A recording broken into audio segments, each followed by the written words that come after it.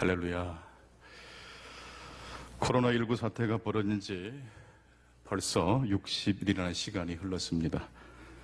이렇게 긴 시간, 갑자기 모든 것들이 멈추고 우리가 계획했던 모든 것들이 한순간에 무용지물이 될 수 있다는 것을 그 누구도 예상하지는 못했습니다. 지난 2달 동안 그 긴 시간을 어떻게 보냈는지 지금 생각해 보아도 참으로 아득해집니다. 그래도 코로나 사태가 이만큼 안정되었기 때문에 오늘 우리가 이렇게 모일 수 있게 된 줄 믿습니다. 성도 여러분, 너무너무 반갑습니다. 교회가 얼마나 소중한지, 예배할 수 있다는 것이 얼마나 감격스러운 일인지 깨닫게 됩니다. 우리 하나님 아버지께 감박수를 한번 올려드리시면 좋겠습니다. 지금 또 온라인을 통해서 유튜브 예배를 통해서 또 이 예배에 참여하신 우리 성도님들 반갑습니다. 지금까지 우리는 예측 가능한 삶, 즉 안정된 삶에 익숙해져 있었습니다. 그리고 그런 안정된 삶이 마치 당연한 것인 것처럼 생각했습니다. 우리가 어떤 계획을 세우면 계획한 대로 진행하는데 별 문제를 느끼지 않았습니다. 모든 것이 통제 가능한 삶이었고 예측 가능하도록 돌아갔습니다. 올림픽도 연기되었습니다. 우리 자녀들의 개학도 온라인 수업으로 지금 개학하고 있습니다. 경제도 순식간에 타격을 입고 느릿느릿 돌아가고 있습니다. 더 놀라운 사실은 이 모든 것들이 지금 전 세계가 동일하게 겪고 있다는 사실입니다. 미국은, 영국은, 이탈리아는, 영국과 독일은 괜찮을 줄 알았습니다. 하지만 지금 전 세계에서 대한민국이 가장 안전한 나라라고 합니다. 우리끼리 하는 이야기 아니고 다른 나라 뉴스 보도가 그렇게 이야기를 합니다. 갑자기 들이닥친 코로나19라는 초유의 사태가 우리의 삶에 커다란 격변, 오늘 신약의 본문에 예수님께서 부활하실 때 지진이 일어났던 것처럼 정말 커다란 격변을 일으켰습니다. 코로나 이전과 코로나 이후를 생각해 볼 때 코로나 이후는 정말 우리의 삶을 완벽하게 바꾸어 놓은 것 같습니다. 그리고 그 변화는 지금도 계속 현재 진행형입니다. 이번 일을 겪으면서 한 가지 깨달은 것이 있습니다. 다들 고개를 끄덕거리실 것 같습니다. 다름 아니라 바로 이것입니다. 예측 가능하고 안정된 우리의 삶도 언제든지 느닷없이 예고 없이 통제 불능의 상태가 될 수 있다는 것입니다. 동의 가능하십니까? 언제든지 느닷없이 예고 없이입니다. 그렇게 우리의 삶에 통제 불능의 사태가 들이닥칠 수 있습니다. 갑자기 정전만 돼도 얼마나 불편하던가요? 작은 계획만 틀어져도 안절부절 못했던 저희들이었습니다. 그런데 코로나 사태로는 전혀 예상치 못했던 일을 저희들이 겪고 있습니다. 지난주 노예를 참석하고 이제 차를 타고 집으로 돌아오려고 할 때였습니다. 갑자기 자동차 시동이 걸어지지 않는 겁니다. 부랴부랴 자동차 보험 서비스를 통해서 문제를 해결했습니다. 그런데 그 일을 처리하면서 제 스스로 조금 많이 놀랐습니다. 왜냐하면 평상시 저의 모습과는 전혀 다른 모습이 발견됐기 때문입니다. 너무 차분하게 정말 이제 대수롭지 않은 일을 처리하는 것처럼 그 모든 일들을 처리하는 것을 제 스스로가 볼 수 있었습니다. 이 모든 게 코로나가 가져다준 학습 효과가 아닌가 싶습니다. 그냥 웬만한 일 정도로는 이제 놀래지지도 않습니다. 어느 정도 어렵고 힘든 일이 좀 닥칠 수 있어도 그 정도 가지고는 그렇게 이제 심각하게 고민되지 않을 것 같습니다. 성도 여러분, 우리의 삶에 언제든지 통제불능의 변수가 발생할 수 있습니다. 인정하실 수 있나요?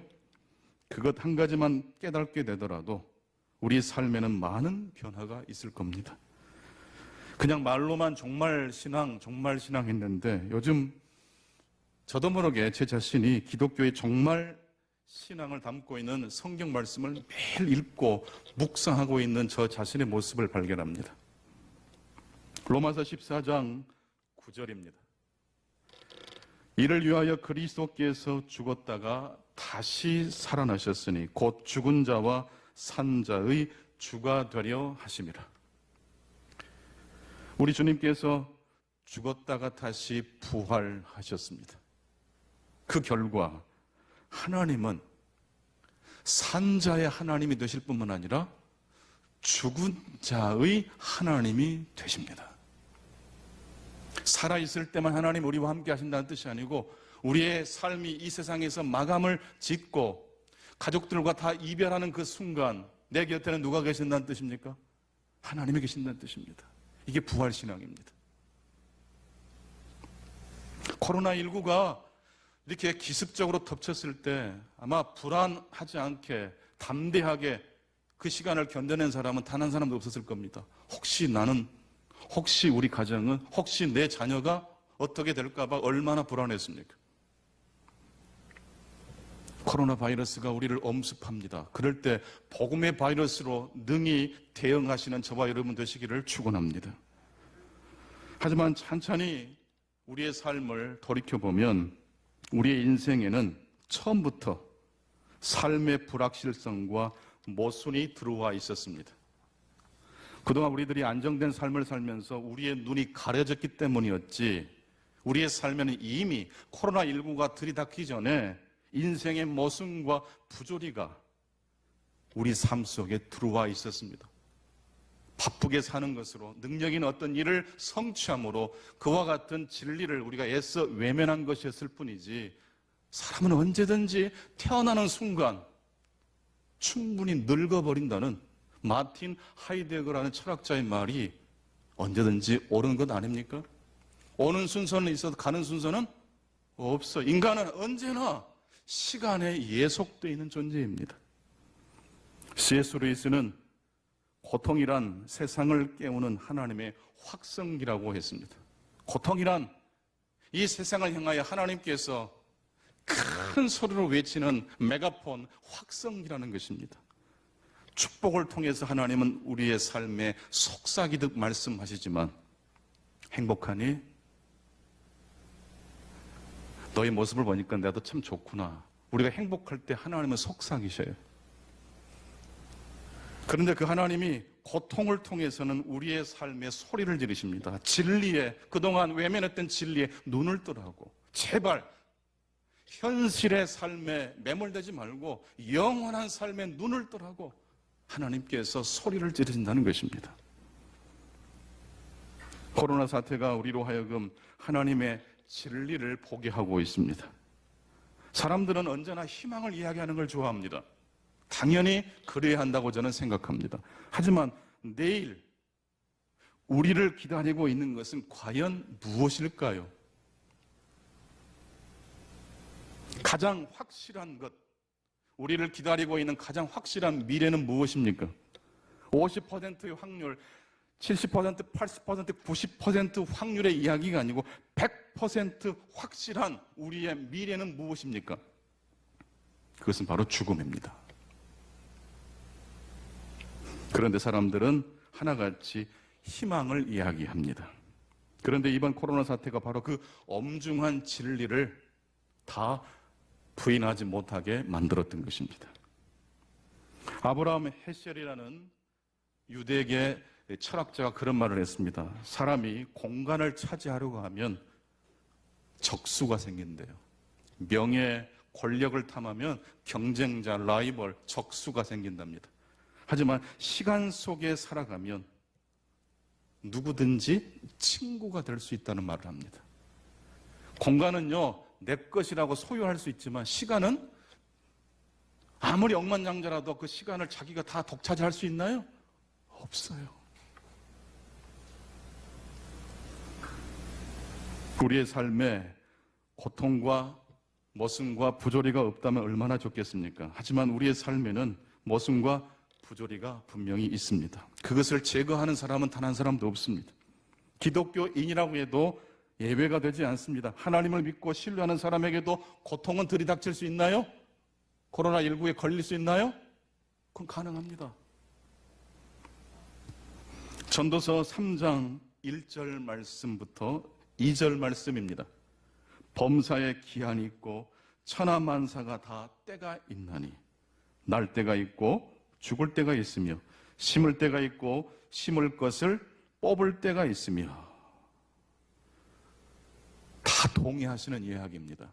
하지만 애써 외면하면서 살았던 이야기이기도 합니다. 우리는 영원토록 내가 차지하고 있는 공간이 나의 소유일 것이라고 생각합니다. 여러분, 앞으로 100년이라는 시간이 지난 다음에 광주 이 도시 안의 건물들은 얼마나 계속 존재할까요? 거의 대부분 건물은 다 사라지고 없을 거예요. 새로운 건물이 들어와 있을 겁니다. 심을 때가 있고 거둘 때가 있습니다. 이것은 누구나 다 예측 가능한 사이클입니다. 그런데요, 그런 예측 가능한 인생의 순리만 있는 것이 아니고 전도서 9장 11절을 보면 느닷없이 예기치 않게 우리의 삶에 들이닥치는 인생의 부조리를 이야기합니다. 전도서 9장 11절입니다. 내가 다시 해 아래에서 보니 빠른 경주자들이라고 선착하는 것이 아니며 용사들이라고 해서 전쟁에서 승리하는 것이 아니며 지혜자들이라고 음식물을 얻는 것도 아니며 명철자들이라고 재물을 얻는 것도 아니며 지식인들이라고 은총을 입는 것도 아니니 이는 시기와 기회는 그들 모두에게 임함이니라. 아멘. 똑똑하고 똑똑하지 못하고 능력이 있고 능력이 없고 관계없어요. 모든 사람에게 예외 없이 이 시기와 기회가 임한다고 말합니다. 빠른 경주자라고 해서 그날 항상 1등 할 수는 없습니다. 능력 있는 사람이라고 해서 재물을 다 차지하는 것도 아닙니다. 심은 대로 거둔다는 것도 아닙니다. 내가 심었는데 엉뚱한 사람이 그 열매를 가로채갈 때도 있습니다. 통제불능의 사태는 언제든지 예외 없이 들이닥칩니다. 그때 우리는 어떻게 행동해야 될까요? 믿음 없는 사람처럼 당황하고 멘붕에 빠지고 대책 없이 통곡하고 울부짖기만 해야 합니까? 전도서 기자는 세 가지로 인생의 모순과 느닷없이 들이닥치는 통제불능의 사태 앞에 세 가지 이야기를 이야기합니다. 첫 번째로 하나님이 선물로 주신 일상을, 오늘을 즐겁고 행복하게 살아라.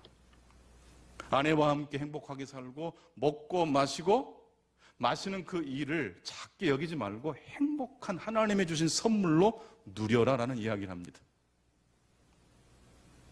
왜냐하면 10년을, 20년을 우리가 통제할 수는 없지만 오늘 내게 주신 하루만큼은 최선을 다해서 통제할 수 있나요? 할 수 있잖아요. 전도서 11장 1절에 보게 되면 내 떡을 물 위에 던져라. 그리하면 여러 날 후에 도로 찾게 될 것이다 라는 말씀도 합니다. 내 떡을 내가 다른 사람에게 줄 수 있는 최소한의 일용할 양식을 구제하는 데 써라라는 것입니다. 억만금을 기부하는 것만큼 정말 우리들이 놓치지 말아야 될 것은 무엇이냐면 내가 할 수 있는 최선의 것으로 내 이웃과 형제를 섬기는 겁니다. 그럴 때 그 떡이 도로 나에게 돌아옵니다. 하나님의 축복이 그 형제에게 갔다가 누구에게로 옵니까? 우리에게 옵니다. 그리고 마지막으로 전도서 12장 1절에 보게 되면 너는 청년의 때, 정신이 맑을 때 하나님 앞에 나아가는 기회가 찾아왔을 때 너의 창조주 하나님을 기억해라. 인생의 목적지를 분명히 잡고 한 걸음 한 걸음 나아가라는 말씀입니다. 그렇게 되시기를 축원합니다. 조금 더 들어가 보겠습니다. 다시 또 이 코로나 사태가 더 확진돼서 어떤 학자들은 가을에 다시 한번 이것이 터질 수 있다라고 예상하기도 합니다. 계속해서 긴장을 늦추지 말자고도 합니다. 만약 엄청난 그런 사태가 다시 우리의 삶에 찾아온다면 우리 그리스도인들은 어떻게 해야 할까요? 이 오늘 설교는요, 오늘 우리에게 주신 하나님의 말씀 믿을 뿐만 아니라 앞으로 우리 인생에 들이닥칠 그 위기에 대하여 우리는 어떻게 대처해야 될 것인지에 대한 말씀이기도 합니다. 집도 사야 되고 직장도 잡아야 되고 할 일이 참 많습니다만은 여러분, 코로나 앞에서는 아무런 힘을 발휘할 수가 없었지 않습니까? 이제는 조금 시급한 질문부터 한번 던졌으면 좋겠습니다. 소중하고 시급한 질문이 무엇입니까? 그러한 통제불능의 사태가 왔을 때 나는 어떻게 살아야 되는가라는 것입니다. 좀 더 구체적으로 말씀드리자면, 과연 기독교 신앙은 이런 엄청난 통제불능의 상황 속에서 과연 의미가 있는가, 힘이 되어줄 수 있는가라는 질문입니다. 과연 우리가 믿는 신앙은 어떤 신앙이냐라는 이야기입니다. 이번 사태를 통해서 어떤 분들은 신앙이 흔들릴 수 있고 또 기독교가 위축될 수 있다는 염려를 하시는 분들도 계십니다. 오랜 시간 신앙생활을 하신 뿌리 깊은 신앙인들은 아마 어떤 환란이 와도 끄떡 없을 줄로 믿습니다. 하지만 그렇지 않은 경우에는 교회를 떠날 수도 있고 신앙이 약화될 수도 있을 겁니다. 솔직히 흔들리지 않고 하나님 나라까지 도달할 수 있는 사람은 아마 한 사람도 없을 겁니다. 하지만 흔들리고 낙심하기 전, 심지어 기독교를 불신하기 전 먼저 해야 될 것이 있습니다. 과연 신앙을 떠나면, 그렇다면 신앙을 떠나면 우리 인생의 모순과 통제불능의 사태를 이겨낼 수 있는 겁니까?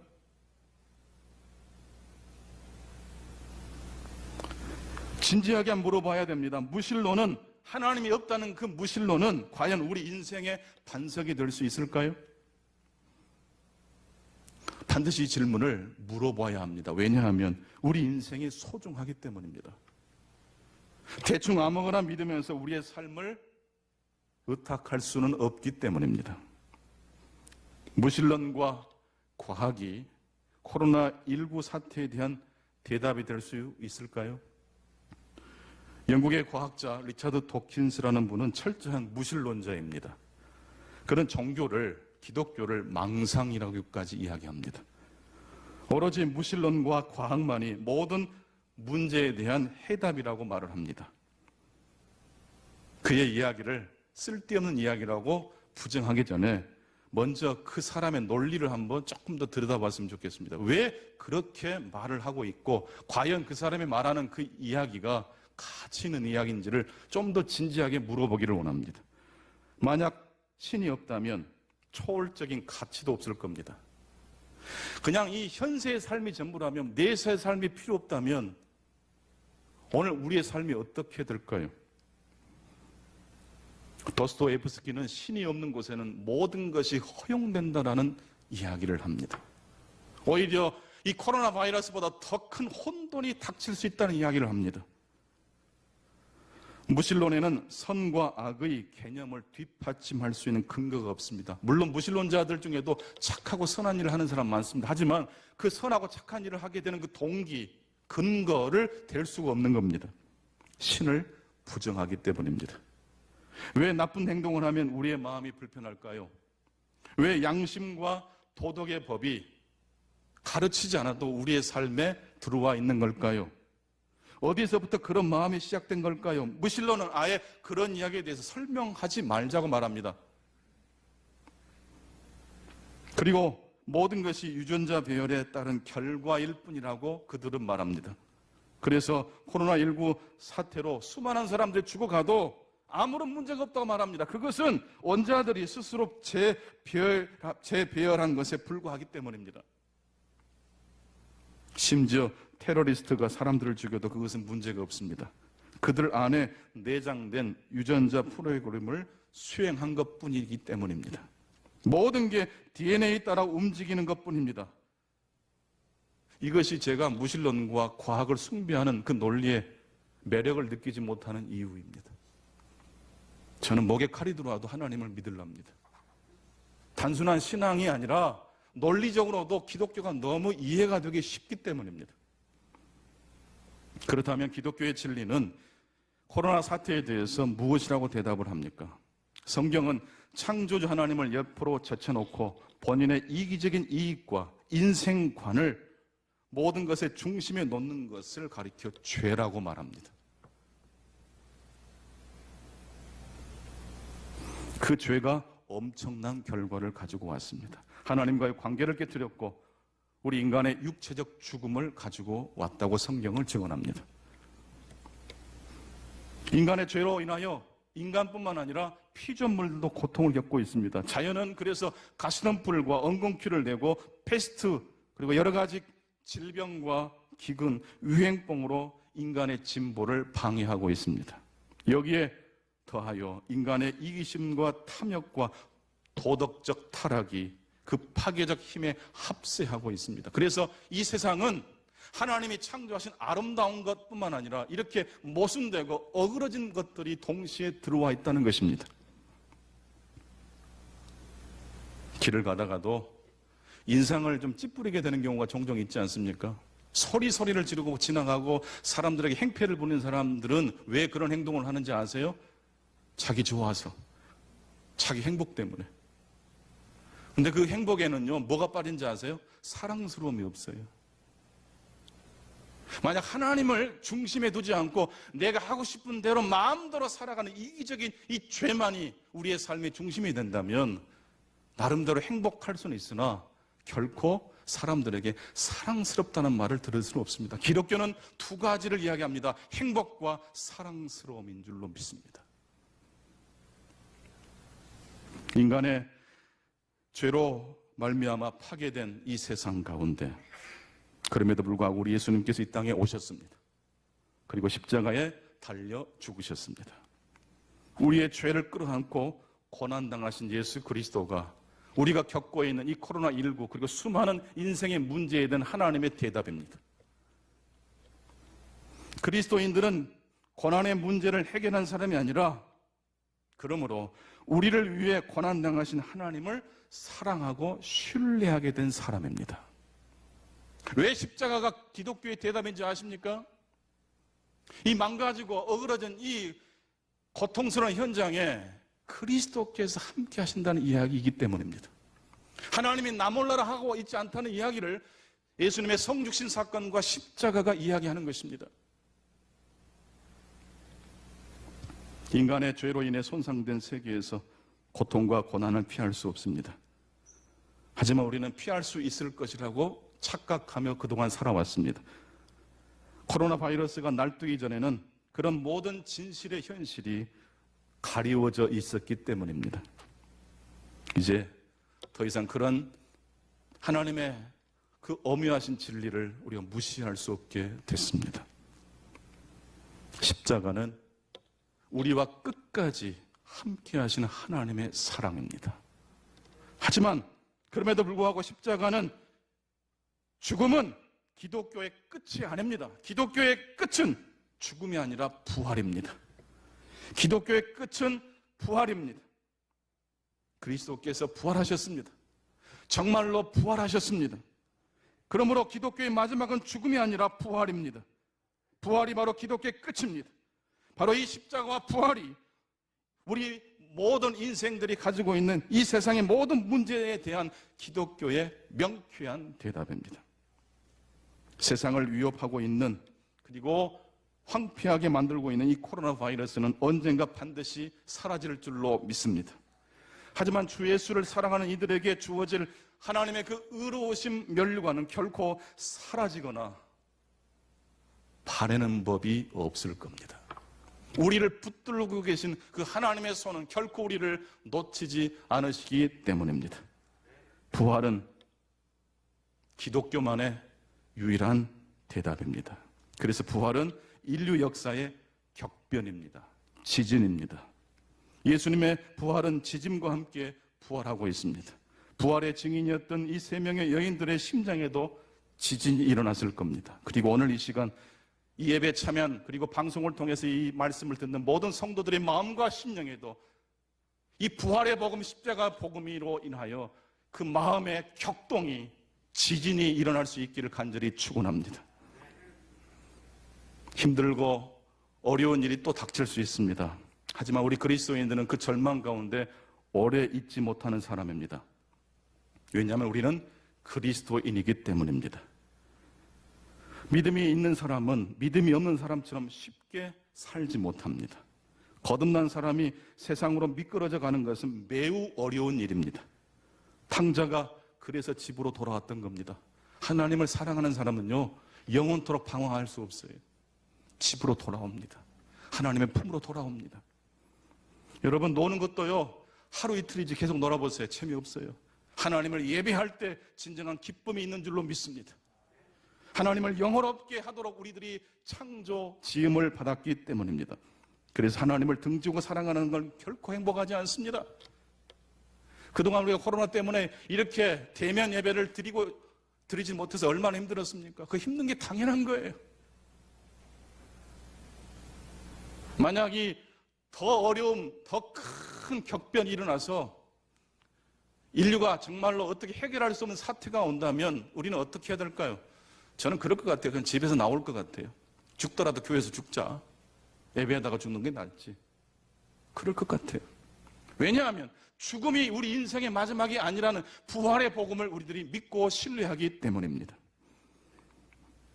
신자는 넘어질 수 있으나 아주 오래 엎드려 있지 못합니다. 넘어질 때마다 부활의 신앙이 그를 깨어나게 하기 때문입니다. 부활의 신앙이 그를 일으키기 때문입니다. 부활의 하나님이 그를 붙들어 주시기 때문입니다. 오늘 세 번째로 부활신앙의 부활이라는, 그리고 소주제로 지진이라는 제목의 말씀을 함께 나누었습니다. 오늘 우리의 말씀이 영적인 대격변과도 같았던 최초의 부활의 증인이 맛보았던 그 경험을 우리 모두가 함께 하실 수 있기를 간절히 축원합니다. 기도하겠습니다. 아버지 하나님, 오늘 이렇게 완화되는 사회적 거리 두기를 맞게 해주셔서 보고 싶고 만나고 싶었던 우리 성도님들과 함께 예배를 드립니다. 그리고 함께 이 방송을 중계를 통해서, 온라인을 통해서 예배드리는 우리 성도님들을 한 분 한 분 가정마다 하나님의 도우심과 보살핌으로 함께 해주시옵소서. 하나님, 기독교가 왜 인생의 문제에 대한 대답이 되는지, 이 어렵고 힘든 통제불능의 사태를 직면하면서 오히려 더 깊게 묵상할 수 있게 해 주시옵소서. 우리의 믿음이 결코 헛되지 않을 것이라는, 코로나는 반드시 잠잠해질 것이나 우리를 향한 하나님의 사랑, 우리를 위해 준비해 놓으신 의의 면류관은 결코 쇠하거나 낡아지지 않을 것을 믿고 소망하며 살아가는 중광의 모든 성도들을 되게 해 주옵소서. 예수 그리스도 이름으로 기도하옵나이다. 아멘.